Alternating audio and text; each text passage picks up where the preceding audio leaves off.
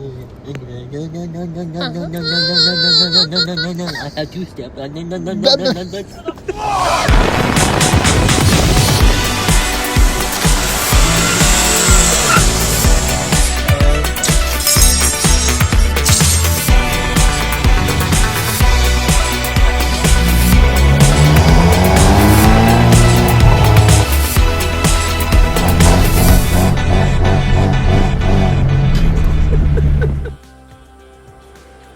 So in this video, I'm going to show you how to put a steering wheel cover on. It's pretty quick and easy. A lot of people don't know how to do it, so just figure out to make a video, try to help.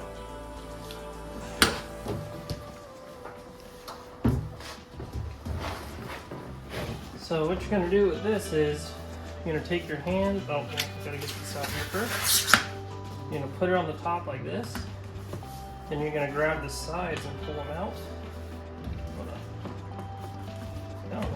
Grab the sides and pull them out with your fingers like this.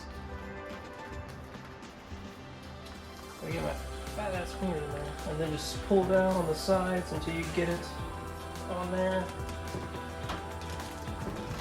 Bam. Real quick. And pretty.